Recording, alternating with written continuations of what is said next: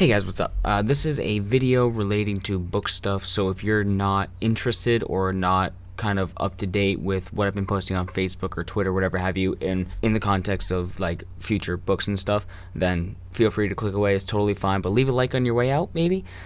So for those of you who are interested and or just kind of want to help me out, I'm looking for suggestions on how to approach this. I think I figured it out because I'm having problems laying out the anthology stories before book 2. So for context, we have Vengeance, Children of Faust, which is book 1, main start of the timeline, not of like the beginning of the timeline, but like the main timeline for people to follow. If you're going to read the story, all you need to do is read book 1 and book 2, and that's all you need. Everything else is extra, okay?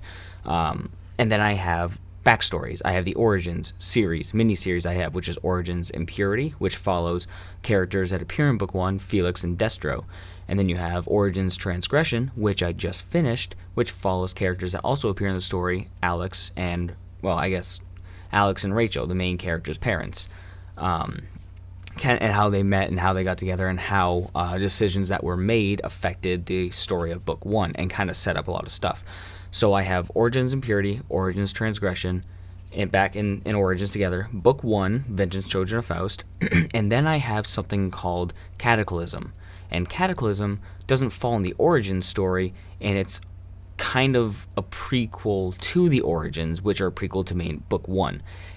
It's kind of annoying because I'm just like it's all kind of like an amalgamation of notes in a way for me to reference and to keep a log of information while also telling the story of how these characters got to where they are, because how book 2 is going to go, it's a direct continuation of book 1, of the events of book 1. It takes place like 2 days after, so we're going to what's happening next.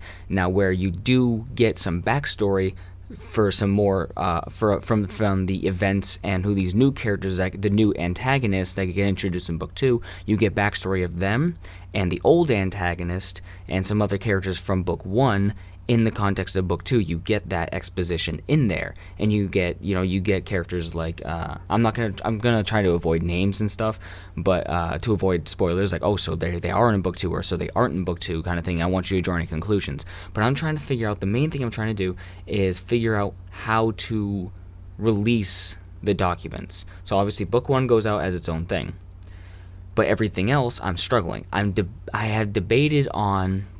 Well, originally I released Origins Impurity, which is the first backstory of Felix and Destro that I finished. It's about 147 pages. It's fairly abridged. It's not at all in the same writing style as book 1, in the sense of it's kind of quick. It's kind of jumping like 2 years later, 5 years later kind of thing. It's jumping along the timeline to get to the important events. So it's much more condensed of the story and doesn't flow as well as the others because of the nature of the story. You're just trying to get to the important parts while also establishing the character's history. So that was originally released as its own standalone book, Origins Impurity, okay?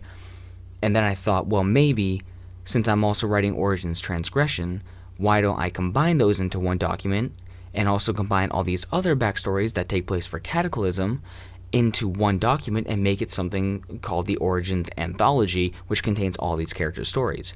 But then I ran into the problem of, well, when you compare the lengths of each story, I know that it doesn't matter how long each story is, but for me, I find it strange when you have this character, say Lucy and Lust, and their story takes 40 pages to kind of go over and get the main details out of without going super explicit in day-to-day events. And then you have a book like Transgression that I just finished, which is 257 pages, that does go day to day with the events of the story, because there's much more to explore in the characters there and much more to establish than in Lucy and Lust's backstory. But then you have them both in the same document. So you have Transgression, 257 pages, and then Lucy and Lust's story, 40 pages, much faster pace, much more bullet pointed essentially, and it just, to me, felt like the things don't fit properly like that, and they don't flow off each other in a way, and they're not really supposed to. It's supposed to be kind of a directory of backstories, but at the same time, they should have very similar layouts and just similar writing styles throughout, so it doesn't feel so clunky or janky or so flippant, you know what I mean? So what I'm thinking about doing now, and I'm just so undecided, is I originally took down Origins of Purity because that was up for sale as an individual story. I think I'm going to make it live again as its own standalone, and I'm going to publish Transgression as its own standalone. So you have the Origins standalone series, and then, but I don't think I'm going to call it Origins. I might just call them by their subtitle, Impurity and Transgression. I think I'm going to do that. Because I'm not, originally my plan was to make Lucy and Lust's story as their own origin story in the same vein. Same thing with characters such as Ken and Magcrow together in their own story. You know, human Tuffle, human Tuffle, human Tuffle. But, like I said, Ken and Magcrow, Lucy and Lust, their stories aren't going to be nearly as expositive and deep as Impurity, which is not even close to as deep as Transgression. When you look at the size, like Transgression is this, Impurity is this. Lucy, Lust, Magcrow, and Ken are like this when it comes to deep content, because I don't really need to explain as much, and there's not as much to explore without almost forcing exposition and almost making it feel intentionally bloated to draw out the pages, which I don't want to do. So I want those two stories to be as concise as they possibly can be while including the important information, because they are important to tell. I do need to tell these stories because fans have expressed an interest and a care towards Lucy and Lust and towards Ken and Magcrow, especially towards Ken and Magcrow. So I do want to tell their stories, but I don't want to draw out their stories unnecessarily. So that leads me to how I want to release all this content. And I'm going to, I think, but I want you guys' opinion on this. I know it's a little bit confusing, especially if you don't have a context for the story, if you're just watching to watch, or if you're watching and if you've only read book one. I know it might be a little bit confusing, and I apologize for that. But how I'm trying to, what I'm trying to approach is just the best way for reader consumption to have everything come across properly. So what I'm going to do, I believe, again, give me your opinion on this in the comments below, if you can, is release Impurity, release Transgression as both their own stories, along with book one, which is already out, okay?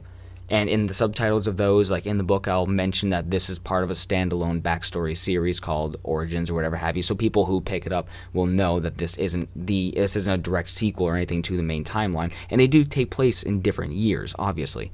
So there's no canonical, there's a canonical order, but there's no, like, this is, whatever. Anyway.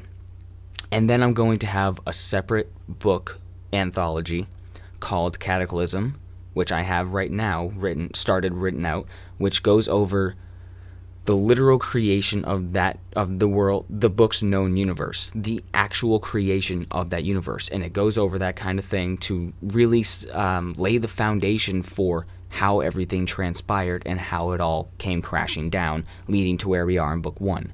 So you have like the main being, creates everything, like the essential God without being called God. He's the basic creator of everything. And you go through that entire journey and how characters such as the Council and thus Sin come into play for book one. So once they come into the picture, we go through their story, explain their characters a little bit without giving too much information about really who they are, even though there's really not a lot of spoiler stuff with it, because them being who they are isn't exactly the main focus of book two. It's really the events that are coming about from the conclusion of book one that they have something to do with. It's complicated. So they will be explored, but not really in a way that ruins anything about book two. If anything, it'll give you a little bit of a head start in book two, but it's not necessary. Basically, it starts off with the creation, Sin and the Council, and then from Sin and the Council, you have Chrism. And then from Chrism, you have Sin and the Council, and then you have the expansion of the Tuffle creation. And among the Tuffle creation, you have a character known as Minerva who appears in book one. And you get a little bit of her introduction, and then we go to the birth of Chrism. And then from Chrism, we essentially transition to Lucy and Lust, and then we go through their story. This isn't the exact order, like after Chrism stuff, Lucy, Lust, or Ken and Magcrow, whichever one's going to go first. But then we go from Lucy and Lust and how they come into being and how Minerva is connected to them, which we see in book one. And then we have finally Ken and Magcrow's backstory, of which has something to do in relation with Chrism and her plan that kind of comes about, because by that time events from Transgression have taken place and Chrism is no longer who Sin believed her to be or created her as. So it's confusing, but that's kind of what I plan on doing, is having the anthology, which won't be very long. It'll be very abridged. It'll probably if I had to guess, maybe be close to 100 pages. Maybe, but it all depends on just how much I expand, because again, when it comes to the context of Transgression or even book 1, the way I present the story is a near day-by-day following of whichever character is the main character, whether, because even if you're doing from their perspective or a narrative perspective, there is a main character you're following. So with Transgression book 1, we are going as a day-by-day thing. However, with Impurity, we go as a semi-day-by-day with many time jumps. And then when we go to Lucy, Lust, Ken, and Magcrow, or all their other stories in Cataclysm, we go into a very strictly narrative depiction of their lives without going deeply, without including any dialogue if need be. And it's basically just explaining the situation as it happened and describing the situation without having direct interaction with the characters among everyone else.